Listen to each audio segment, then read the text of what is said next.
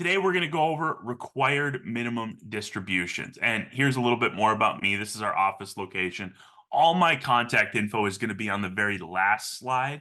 So we'll have that for you. And as I mentioned, Aaron just shared the link to set up a time to talk in the chat. So please feel free to take advantage of that as well. It's complimentary. There's no charge for it. It's just a consultation. So with that, I'll throw up some disclosures on the screen and get myself out of the way so you can actually read them.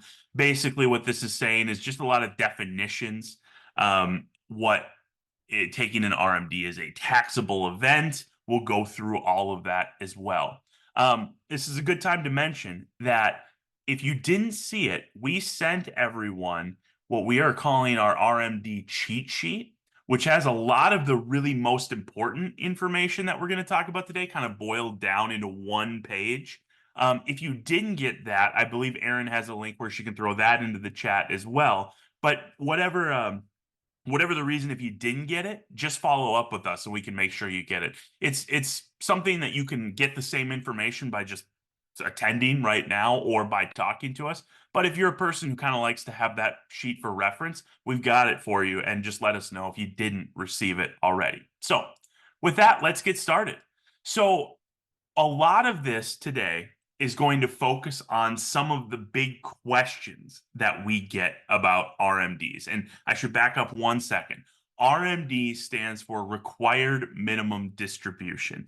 And that is the amount that has to come out of all, save a couple key exceptions that I will mention specifically, but all of your pre-tax retirement accounts.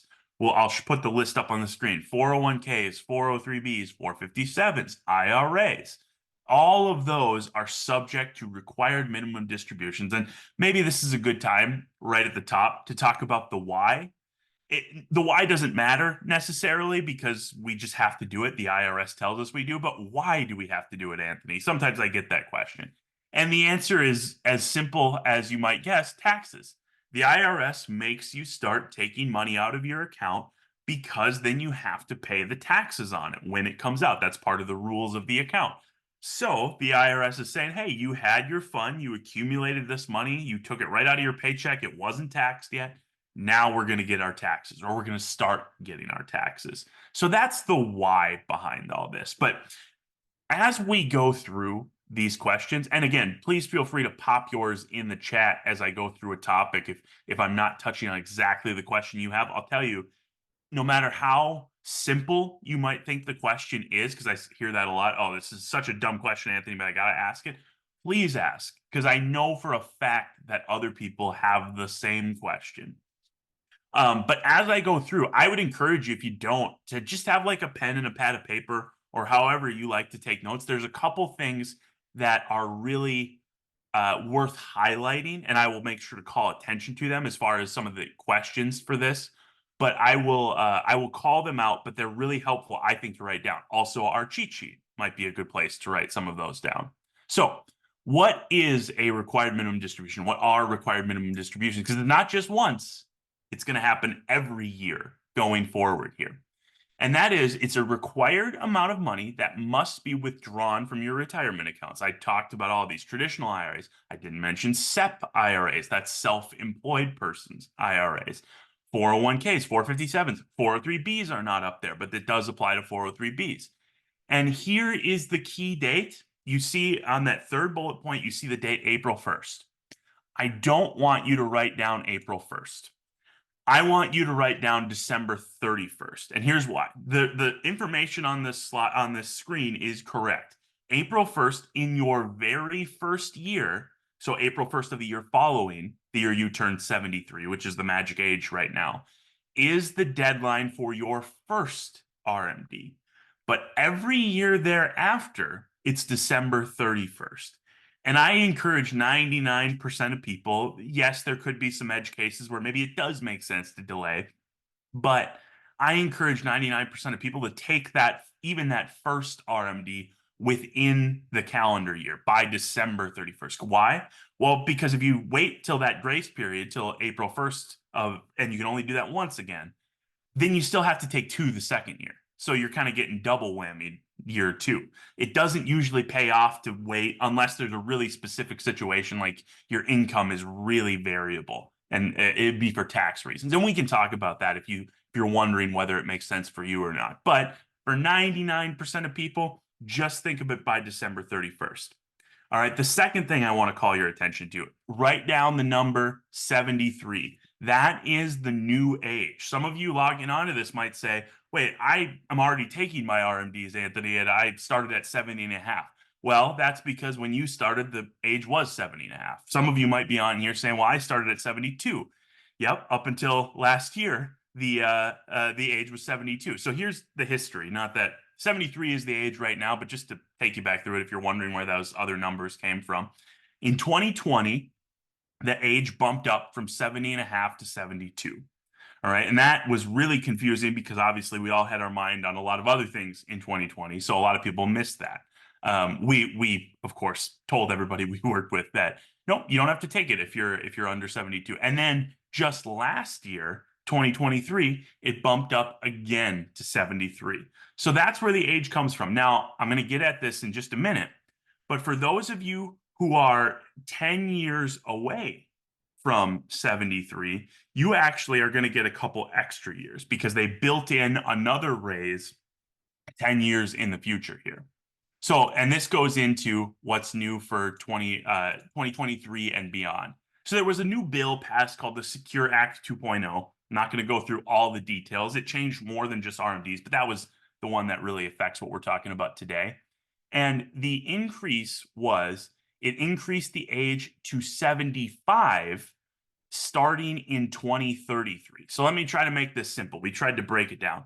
If you are not yet going to be 73 by 2023, so in 2023, if your age is going to be less than 73, you get an extra 2 years and you get to wait until 75. So for those of you who are on this call and maybe are still working or maybe are more than a decade away from this, then 75 should be the number you think about. You probably are thinking, as I am, what are the odds that this might just change again in the next 10 years? I don't know if I'd say it's likely, but it's very possible. So this is what we're dealing with today, but who knows where we'll be in 10 years? It's up to Congress to decide that. But just know that those are the rules. So if you're turning 73, so in other words, if you're 63 or older today, your age is going to be 73. If you're 63 or younger today, your age is going to be 75 for this first distribution. Just keep that in mind. And another change, and this is huge. I'm so glad this happened. For those of you who have Roth 401ks or 457s, so the after-tax portion, not the pre-tax, that used to be subject to RMDs for basically no reason other than that it was a weird hole in the law, because why would you ever have to take money out if the point is to tax it of an account that isn't taxable when the money comes out? It didn't make any sense. They fixed that. So now any Roth employer account, again, that would be the after tax, does not have to take out an RMD. So for any of you who have that, write that down. You never have to touch your Roth savings, whether it's a Roth IRA, a Roth 401k, Roth 457, Roth 403b, any of those options. If it's already after tax, it is not subject to RMDs. This is a good time. And those of you on the call, this is, I'm certain, is a minority of those of you on the call. So bear with me for those that it does apply to. But if I say the words supplemental or 1% retirement account, if you know what I'm talking about, then you know. If you don't know what I'm talking about, you probably don't have this. This was a one-time deal that those in Hennepin County were offered back decades ago to convert some money and open up this new retirement account. And it's got some very interesting rules. But what I want to tell you today, as far as the RMD, if you have this, write this down. Even though that 1% supplemental account is pre-tax money, you do not have to take required minimum distributions out of it. It is a very special account. And I can't say this with certainty, but I think if you go to a general tax advisor who maybe isn't familiar with the county's plan, they may tell you, because it looks like it should have to take an RMD, they may tell you that you do. You do not, I'm telling you, because we have dealt with that account since its inception. I mean, going back, Jeff Stein, all the way when it first came out, was advising people on whether to take it or not. So we know the rules surrounding it. You do not have to take a required minimum distribution. That one does have a special rule, though. You may be aware of this, that once you touch the first dollar of it, it's got to be empty within 5 years. So that's a different rule, too. So that was my little aside for those of you who that does apply to. Again, if you're saying, I have no idea what you're talking about, Anthony, then I'm pretty sure it doesn't apply to you. If you have questions about it, hey, when you said supplemental, did you mean this account? I'm happy to tell you, by looking at which account you're talking about. But usually if you know about it, you have it. If you don't know about it, you don't have it. And that's okay. But I just wanted to get that out there because it's a very particular rule. All right. Very common question. How do we calculate? How do I know how much I have to take out? The short answer is A, if you work with us, or B, I think 90+% of retirement plans do this. You're going to get a letter automatically. It's going to be a form letter that says, here's the amount you have to take out. But I still think it's helpful for us to kind of talk through how this gets calculated. So here's another date to write down. And it's December 31st for the second time. And that is December 31st of the year prior to you having to take out the required minimum distribution. So every December 31st going forward after you turn 73, that is the magic date at which we take the snapshot of your account value. And then we run it through the formula to calculate your RMD. So this is the answer to a very common question. I told you I'd get to some questions of how do they calculate, or how do I know how much I have to take? Does it depend on how it fluctuates throughout the year? Do I have to wait till we're through the year to know? No, we know in advance. So in other words, you can call me on January 2nd every year, and I can tell you, as long as I know what your account balance was on December 31st, I can tell you exactly what you need to take out for the year. So there is a formula. It's not super complicated, although I wish they would just give you flat percentages. I'll show you the formula here in just a second. I'll give you a resource, even if you want to try to figure it out yourself. Don't feel like you have to do that. That's what we do. But there's a factor for your age. And here's an important point that I would write down. As you get older, in fact, I'll pull this up because it's on the very next page. As you get older, you have to take a larger chunk out of your account. So here's how it works. You take your December 31st value. By the way, this is on our cheat sheet too, if you're curious. Again, if you're not curious, that's totally fine. We do this for you. But if you are curious, here's how it works. You take your balance on December 31st of the year prior to attaining the age that's listed on this page. And you divide that number, the balance, by this factor number here. This is just a fancy way of getting a percentage, basically. And to start out with at 73, it's about 4% of your account that has to come out, or $4,000 for every 100,000 you have invested. So I'd write that down too. About 4,000 for every 100,000 is where it starts. Now here's the key. It does the percentage that you have to take out every year increase as you age. You can see those factors go down as you divide by smaller and smaller numbers. The pieces get bigger, right? There's fewer people sharing a pie. They all get a bigger piece. That means as you get older and divide by smaller numbers, the chunk that has to come out gets bigger. But this is one of the most common questions, so get ready. Will you ever completely drain your retirement account through RMDs alone? Will you ever drain your retirement account through RMDs alone? No, you will not. And why is that? It is only ever a percentage of what you have left. So it's only ever a chunk of the whole as of the end of the year prior. So even if your account balance does decrease because you're taking money out and you're using it, and great, that's what a lot of you are going to do. That's what the money's there for. But it will still only be a percentage. So it is possible that in terms of dollar value, your RMD goes down year by year because your account balance is going down because it's only a percentage. So even as the percentage chunk gets bigger, the actual dollar value could go down. Now, it could also go up if your account's growing, and for a lot of you, that will be the case. but you will not totally empty your account. I hear this so much where what people know about RMDs is, well, they do it because they want to tax you, the IRS, and they're going to make you take out your whole account and pay taxes on it. They are going to make you take out part of your account and pay taxes on it, no doubt about that. But they're not going to make you take out your whole account unless you use other portions of it for yourself. You will not drain your entire account just through RMDs. That's really important. You can take out more than your RMD every year. Absolutely. You can take out, depending on the type of account you have, as much as you want, probably.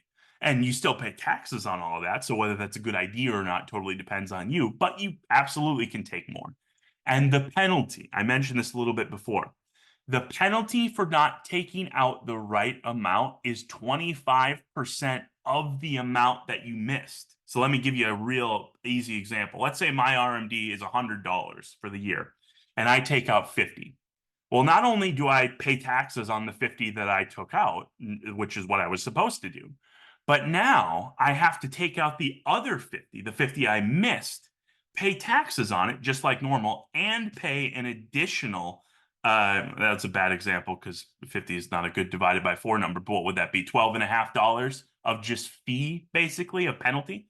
So not only am I now paying full taxes on the 100, but I'm paying an additional $12 on the part that I missed, the other 50 that I missed. So you do not want to do that. I mean, I hope this is enough said about the penalty. It is not hard to avoid the penalty. We help you do that if you work with us. We make sure that you avoid this. But if you're doing it on your own, be aware of the deadlines because the penalties for this are very steep. In fact, it used to be 50% penalty. They actually dropped the penalty a little bit, and that's still an extremely severe penalty here.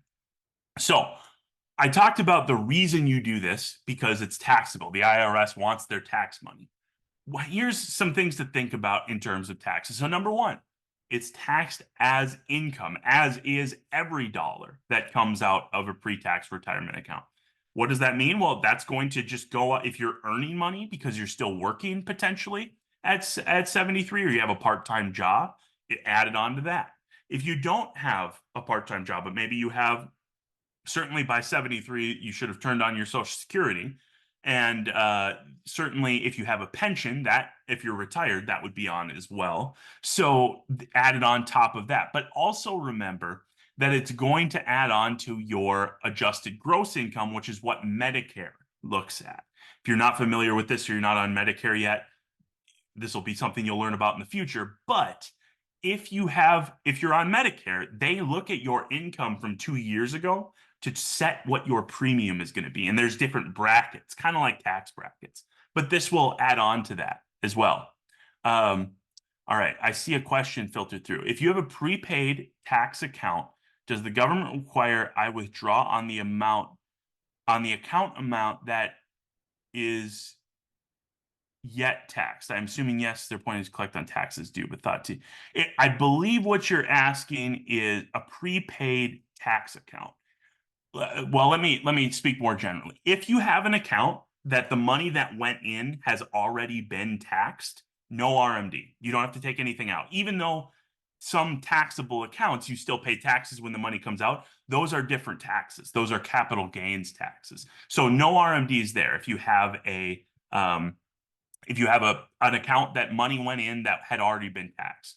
What is going to be subject to RMDs, with a few exceptions I mentioned that supplemental, is anything that was contributed without being taxed, period. So primarily that would be stuff that came right out of your paycheck into your retirement account. If that answered your question, well, if that didn't answer your question, let me know and we can follow up on that. So RMDs are taxed as income. Here is the answer to probably a top 5 most popular question. I would write this down, and it's the second bar here. The question that this is the answer to, we're playing Jeopardy now where I've got the answers up on the screen and you come up with the question, is there any way, Anthony, that I can satisfy this RMD without paying taxes? Let me just ask that. Probably not, but let me just ask because it feels like a question I should ask. Actually, yes, there is one way to satisfy your RMD and not pay taxes on it. The answer is you have whatever you give away to charity will count towards your RMD, and you won't pay taxes on it if it's out of an IRA, an individual retirement account. So let me break that down for a second. Anybody with an IRA has the ability to do something called a qualified charitable distribution, a QCD. They've actually become a lot more popular because of the way the tax code is written. Fewer people are able to itemize these days. So if you're not itemizing on your taxes, you should probably be doing your giving out of your IRA right now, whether you're RMD age or not, because you can actually start that at age 70 and a half.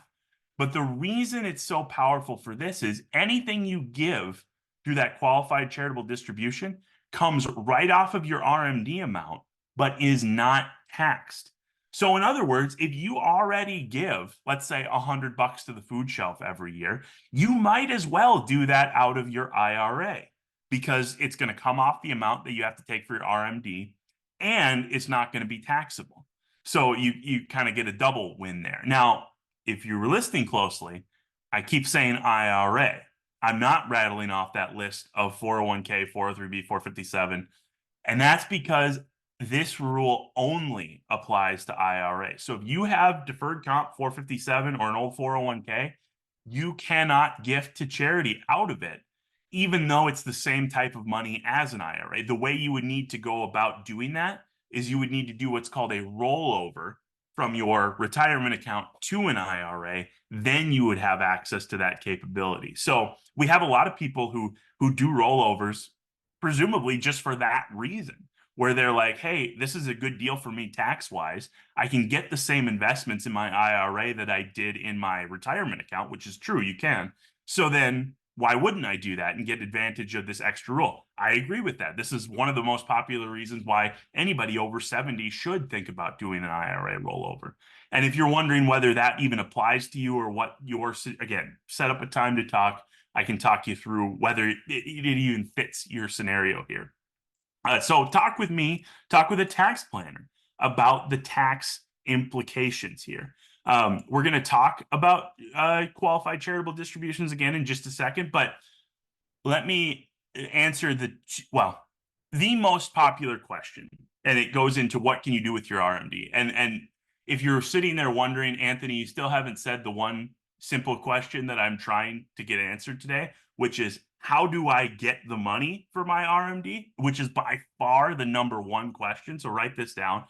It depends on what type of account you have, first of all, but you're going to call whoever works on that account for you. If it's me and you work with us, we're already going to get in touch with you to take care of it. So you can just wait to hear from us about it. Certainly, if you want to set up proactively and say, hey, I'd actually like that money right now, great. Then call us and we'll get it done.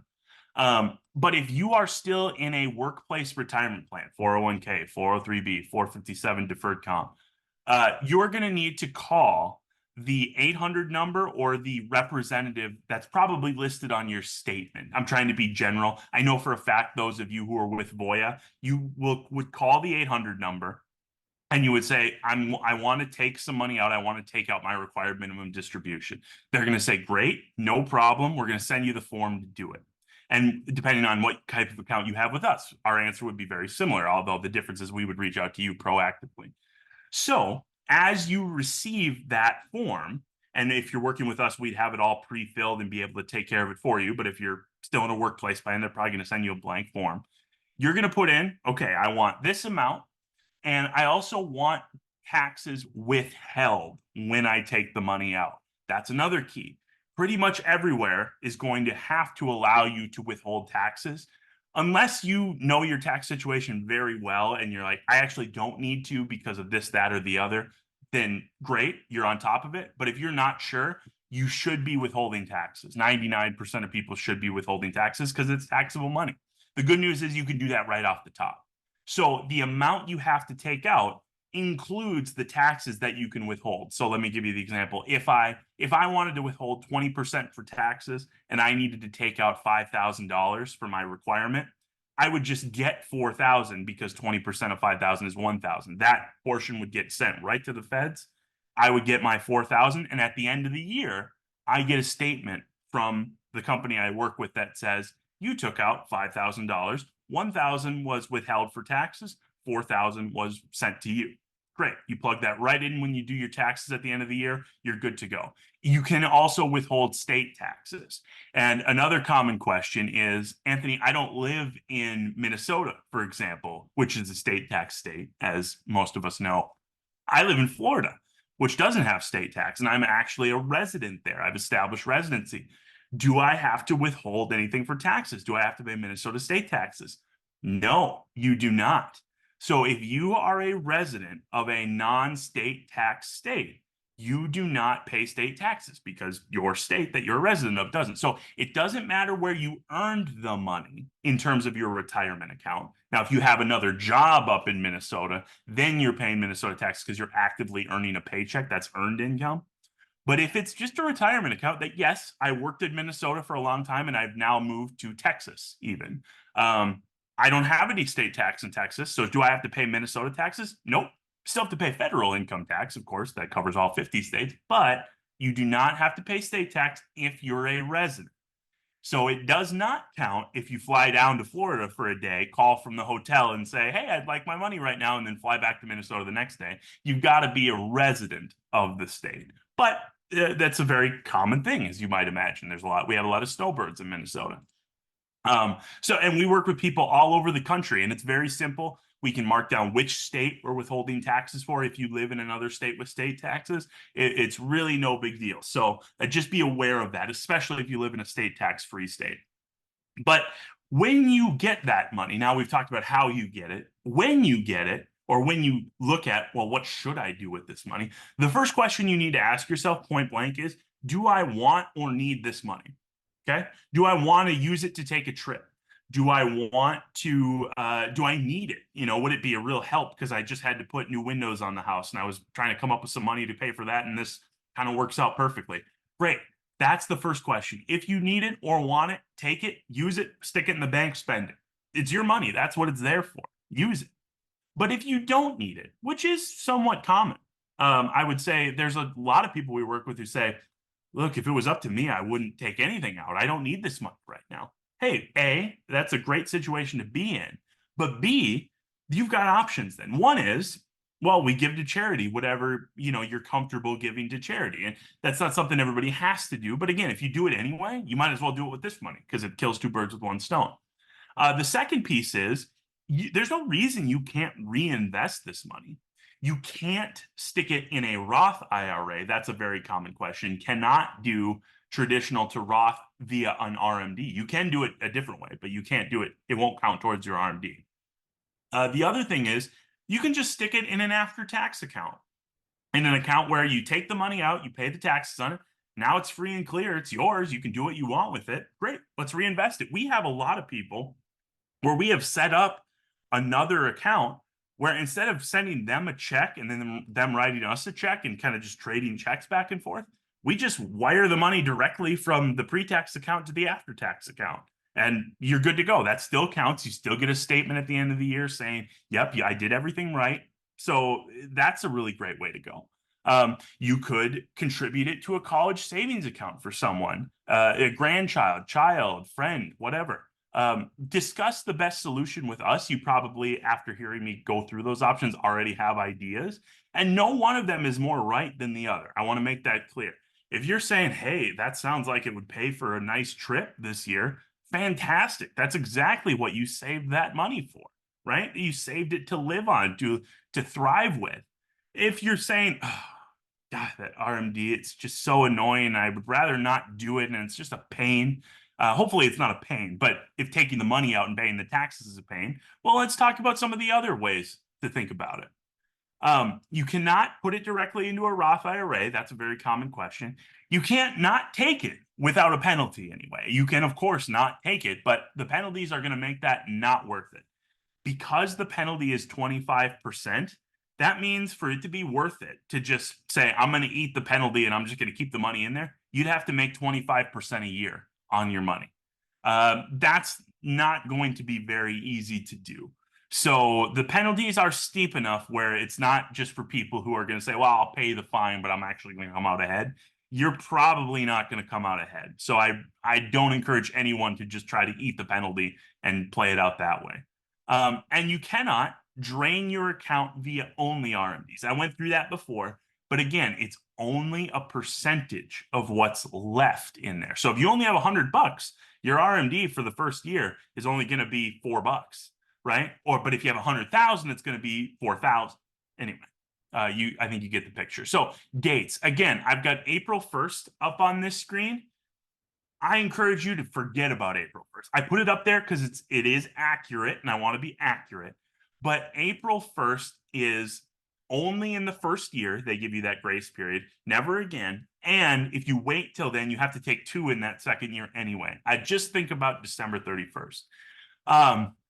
Here's a great question that I have failed to mention yet. A lot of people think, what you said 73 is the magic age. So that means when my birthday hits on December 31st, I only have 1 day to take this out before the end of the year, Anthony. No, it just matters the year you turn 73. So to give you an example, if your birthday's on December 31st, New Year's Eve, you could take it out on January 2nd of that same year. So 12 months earlier, and it would still count. It just matters the year you turn 73, not the day you turn 73. So again, if your birthday is in June, you can take it out in January. It'll still count as long as your birthday in June, you're turning 73 or older. What if you don't take it? I don't want to spend too much time on this, but again, it's a 25% penalty on the amount you did not take. Charitable donations. This is the last main topic. I've got plenty of time for questions, but what I want to get is to some of the details here because you might be curious. Again, this is the way that you can satisfy your RMD without paying taxes. It's the only way, and you can only do it in an IRA, which again, if you have a retirement account, you could convert that to an IRA with no taxable consequence. It's a like for like that way. Ask me more questions if you want to know about that process. But a couple important details. This is not when you do a qualified charitable distribution. I'm not cutting, it wouldn't be me, it'd be your account. But if your account's with us, we're not cutting you a check. You deposit it and then you write a check to the place. You sign a form that says, I want it to go here at this amount at this time frame. Okay. And we take care that it sends directly to that organization. And the organization has to be a 501c3, which is pretty much all nonprofits are. I mean, genuinely, even your mom and pop nonprofit down the street is, because that's the way they get donations and that's how they're registered with the IRS as a nonprofit. So pretty much every place is, but it can't just be, well, my neighbor's having a really tough time and I consider it, kind of a good deed to do it. That doesn't count. You got to have an IRS ID with it. But the money gets sent directly there. Now, we've had a lot of people ask, well, can I, make sure they know it's from me because it's going to my church, for example, and I want to make sure that the church knows that this was my charitable giving for the year. Yes, we can make sure your name is included. We can even give you the check made out to the organization, and then you can include it in an envelope yourself. It's just the money doesn't go into your pocket. It gets made out directly to the charity. Can charitable be to multiple charities? Yes, as many as you want. And you can actually do this up to $100,000 per year. So even above and beyond your RMD for the year. Now, I would encourage you, if you want to be that generous, fantastic. I mean, I'm not here to say that that's a bad thing, but also consider, if it's towards the end of the year and you're doing this, maybe let the year roll over and then you can kill next year's RMD with the same swath of charitable giving. But short answer, yes, multiple charities, no problem. It is absolutely possible to do that. It's very easy to do that. We actually have someone we work with who sends in an Excel spreadsheet of about 20 plus different charities that they would like to give to every year. And it's actually a really cool family thing. They include their kids and grandkids and say, hey, we want to be charitable. Grandkids, what charities would you like us to give money to? So some of the lines on the spreadsheet are the Sea Turtle Conservancy or the Giraffe Conservancy. And it's fantastic. And we love doing it. I mean, it's great to be able to give some money to places that need it and deserve it and actually benefit yourself tax-wise. I mean, again, the reason to do it is to be charitable. But if you can get a tax benefit, you might as well, is the way I see it. So you don't have to be someone who gives away your entire RMD. If you don't want to, certainly, it's still your money. But if you give away anything already, consider doing it out of this. So you cannot do it if you're familiar with a donor advised fund, and that just got that question into. You cannot do a qualified charitable distribution into a donor advised fund. And a donor advised fund is a fund that you set up and you stick money into that then invests and grows and distributes its money onto charities on your behalf. So it's almost like a trust that you set up on behalf of some charities. And that was a very popular thing because of the way the tax code changed again. I would say it still is popular. The one thing in terms of your RMD, you can't stick your money from an RMD into a donor advised fund. It's got to be separate money that goes in there. So a donor advised fund is basically a trust you set up. You can't use IRA money to do it. A qualified charitable distribution is a direct payment to the charity. That's the way I would think about it. Or you can't give it to any other organizations that donate on your behalf. It's got to come directly from you to be qualified here. And here's a common kind of, I don't know if I call it a pain point, but an issue that pops up. When you do this, when you give charitably, you're still going to get a statement at the end of the year that says, hey, you took out $10,000 from your IRA and you didn't withhold any taxes from it. Oh, they're not going to say that's strange, but you're going to look at it and say, ooh, did I screw up here? Was I supposed to withhold taxes? No. It's actually just a weird way that they report this. They report the money that you gave to charity the same way they report a regular distribution. It's up to you when you file your taxes to make a note. Hey, no, this was sent to charity. I don't owe any taxes on that. We have, if you work with us, all of the information to back that up. We have never had a problem. The IRS knows all about this, so they're not going to question it. But it's a little weird the way you report it. It's basically just a self-report. You're saying, yep, the money came out, but it also went to charity. There won't be any questions about it. If there were, we have all of the documentation and you would be able to access it too.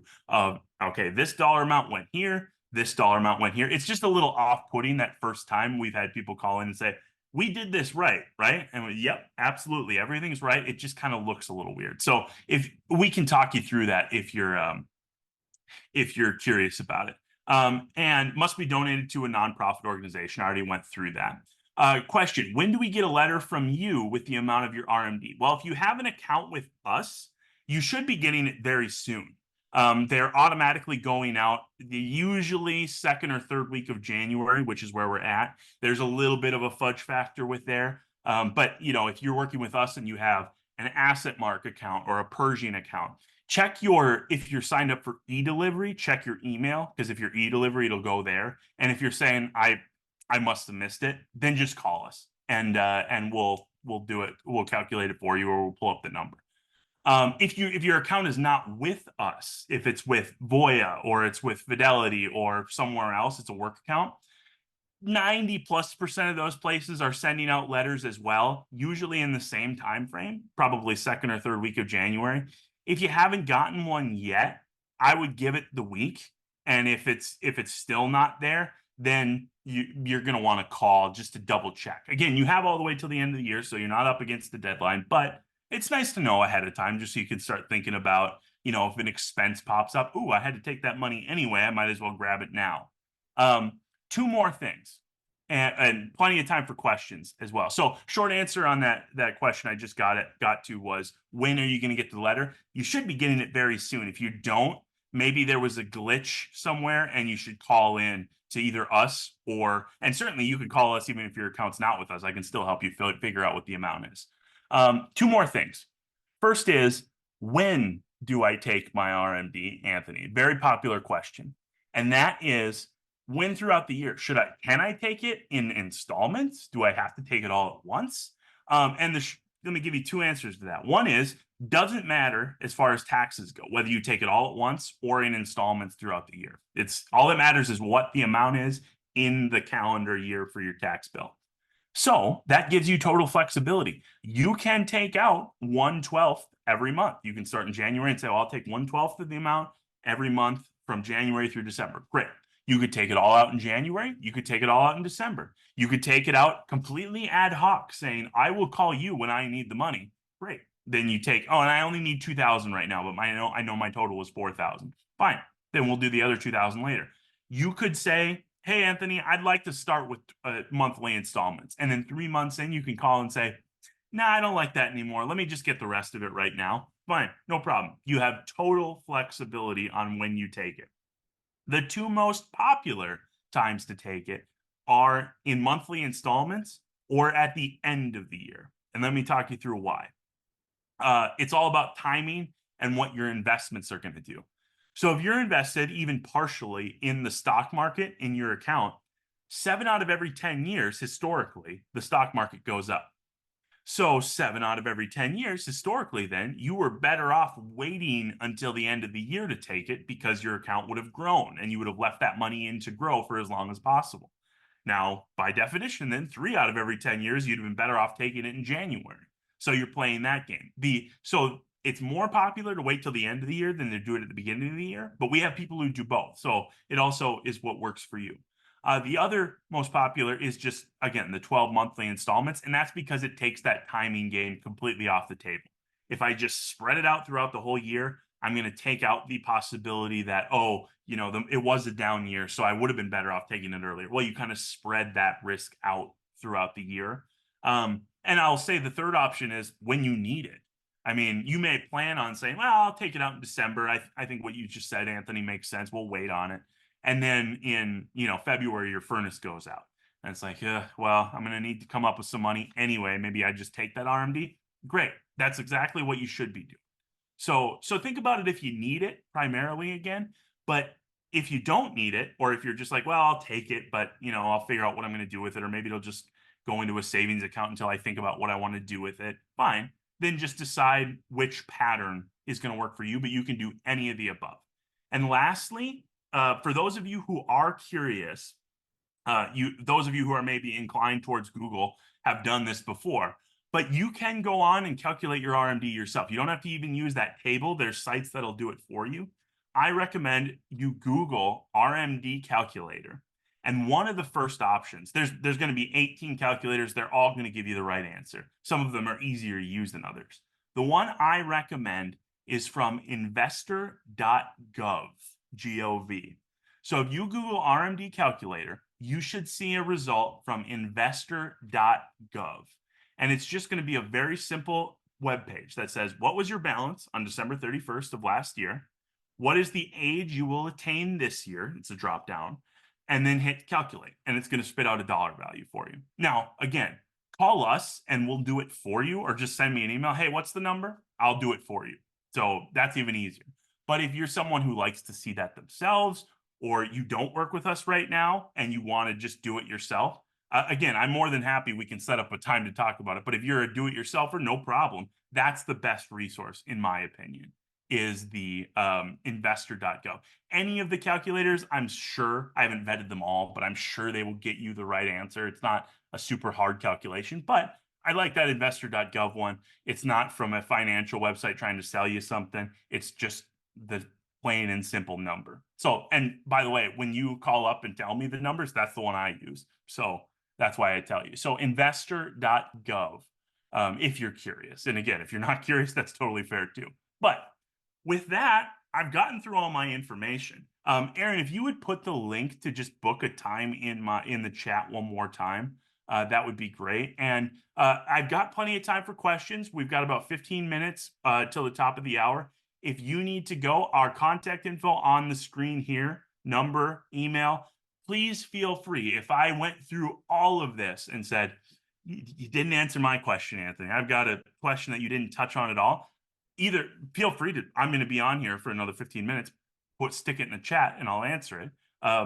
Or if it's something where, this is a little more specific to me, shoot us an email. We're very happy to get you any answer we can. If your account's with us, we're already on top of this for you. If it's not with us, if it's still with Voya, and maybe for those of you who are with Voya, this wasn't super well publicized, so I'll explain it.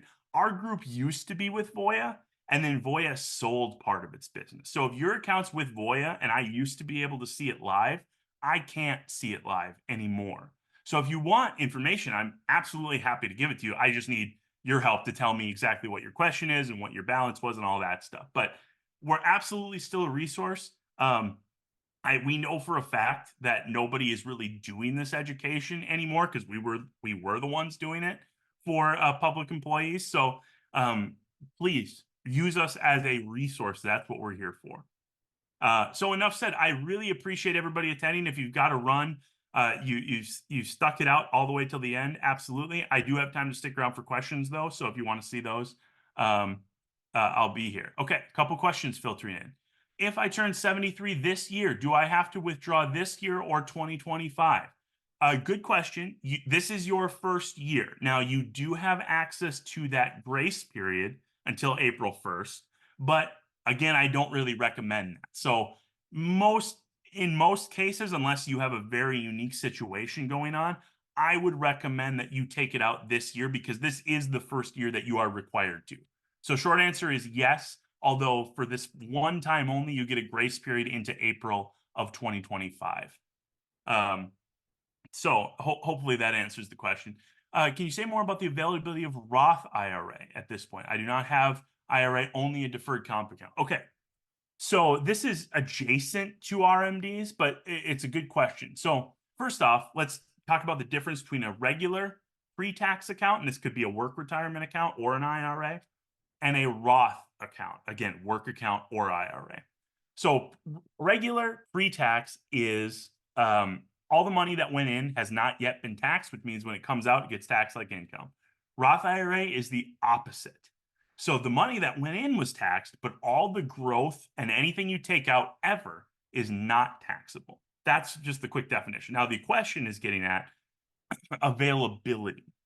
Have the ability to do a conversion from a traditional IRA to a Roth IRA. And how that works is you can convert any amount you want and you can put it in after tax, but you pay the taxes when you do it. So what some people try to do is they say, well, Anthony, I'm retired, but I'm under 73. And I've got kind of this window between, maybe my Social Security isn't even on yet, where I am able to be in a low tax bracket and I have all of this pre-tax money. Should I start converting it to Roth money? And a lot of times that's a great idea because one, you're paying the taxes at an advantageous time to do so. And two is Roth IRAs are not subject to RMD, so you won't have to take that money out of the pre-tax later if you pay the taxes on it now. So if you are no longer working, you cannot contribute or open a new Roth IRA other than one that would be funded from a regular IRA. And you can't do a conversion from a work retirement account into a Roth IRA. It's got to have the intermediary step of the traditional IRA first. So you still could do it if you got pre-tax like a 457, but you'd take it from the 457 to a traditional IRA to a Roth IRA. And that can all happen simultaneously, but that intermediate step, that's just the way it works.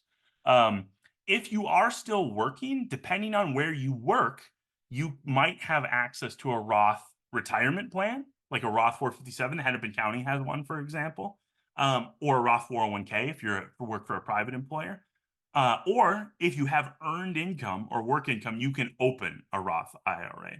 So that talks a little bit about availability of a Roth IRA. If I didn't quite touch on your question, a follow up and I'll get more specific. I tried to hit all the main points there.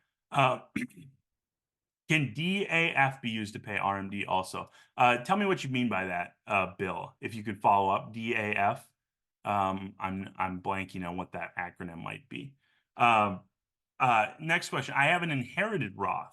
Are RMDs based on my age or the original owners? Okay.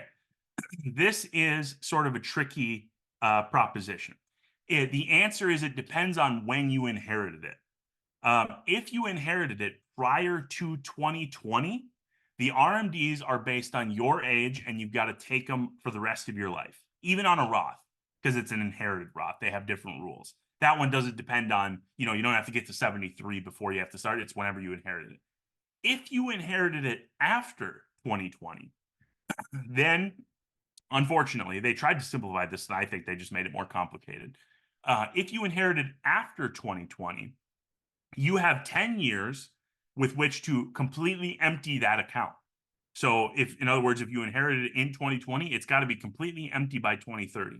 Whether you have to take anything out in the interim depends on if the person you inherited it from was already taking their required minimum distributions, which I think is a needlessly complicated little add-on they put to the law, but that's how it is, unfortunately. So, in other words, if you inherited it from your parent who was maybe 90 years old, okay, they were definitely having to take or a Roth they weren't, but they were above the age in which they had to take required minimum distributions.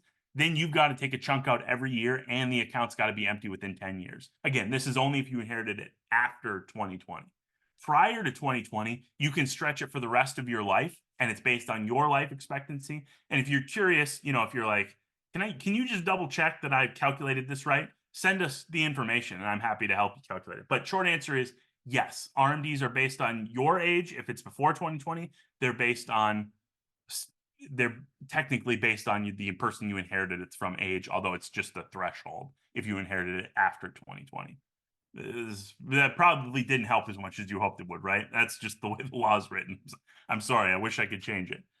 Donor advised funds also qualify as a qualified charitable. Got it. That's what DAF meant. No. So distributions from a donor advised fund do not count as a qualified charitable distribution, so they don't count towards your RMD. That money is already considered out the door. And we can talk about that, Bill. I know exactly, obviously, what you're talking about. So I can explain that in more detail if you're curious here too. All right. I turned 72 in 2022. I did not take an RMD last year. Well, I have to take a penalty.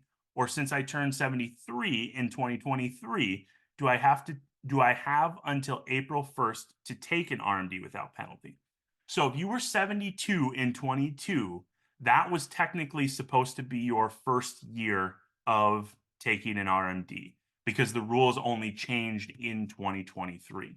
So unfortunately, what it seems like is that you are going to need, based on the way you've written this, you are going to have to take you're going to have to make up for 2022 and 2023.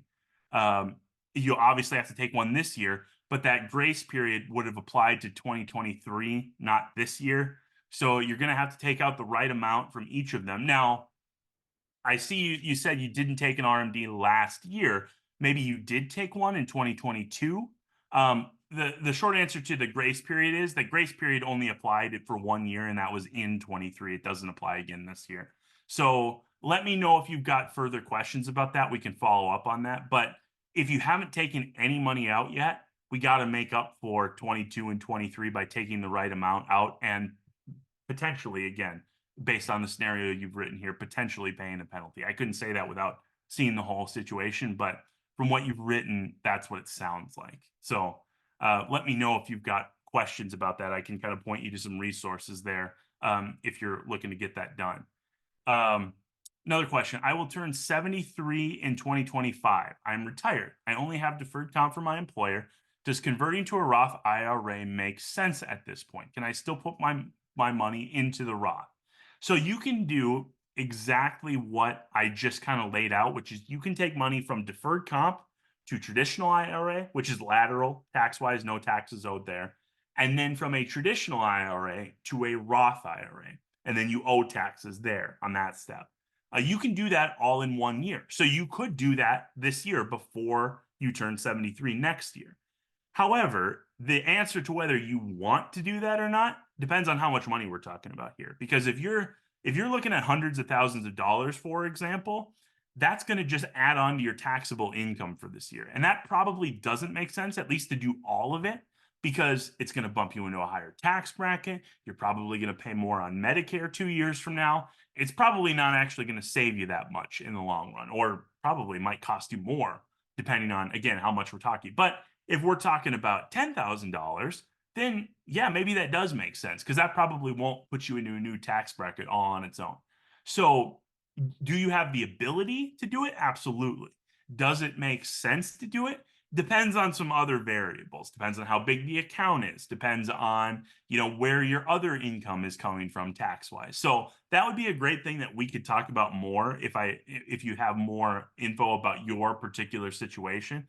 As for whether it makes sense, I'm totally I could tell you whether it makes sense. I just need more variables answered before I could tell you for sure whether it made sense or not. But you could do it. And the way you would do it if you did was, again, deferred comp to traditional IRA to Roth IRA. So that's the mechanism. You can do that all at once. It's fairly streamlined. Transferring accounts is never perfectly streamlined, but it can happen within a very small window of time. So that's not the issue. Traditional IRA is in a CD. Okay, actually, that leads to something I should have mentioned, which we could still get to. So if your traditional IRA is in a CD, yes, it is still part of your requirement to take money out. A lot of times, and it depends on the bank, a CD potentially has a clause in it where you can take out the right amount without penalty. Because usually, if you take out anything from a CD, there's a penalty. But if it's in a CD, usually they have like an escape clause where the right amount can go out with no penalty. If not, another thing you should know is if you have multiple IRAs, you can take all of the right amount out from just one of them versus taking it from the right amount separately. Now, if you have retirement accounts, you've got to take the right amount from each of those. This is another difference between IRAs and retirement accounts. But let me give you a hypothetical. If you've got a traditional IRA that's in an investment account and you've got a traditional IRA that's in a CD, you can take the right amount for the CD account from the investment account and it'll still count. It's all pooled that way. So you kind of have potentially two options. Will you have to put it in a short-term CD? No. Double check with your bank that you have the CD with, or if you're looking at a CD, that's the first question. But most of them are what they call RMD friendly. You could even ask them that question. They should know what that means. Or if you say, is this RMD friendly? They should say, yes, absolutely. There should be an escape clause for just the right amount, not the whole amount. But again, if you put in 100,000 to a CD and you need to take out about 4,000 because that's how the math works out, they should allow you to take out 4,000 without penalty throughout the year, even if it's a 5-year CD, for example. Double check that if you're shopping for CDs. Make sure that that's the case. But that's the normal answer. I couldn't say without looking at your account if there's one in place right now specifically, but that's usually how it's handled. And I should have touched on that earlier, that you could pool them, but that's okay. So, all right. Well, thank you, everyone. Again, get in touch with us if you've got other questions. I'm going to end this session, but thank you so much for your time, and we'll talk again soon. Thanks.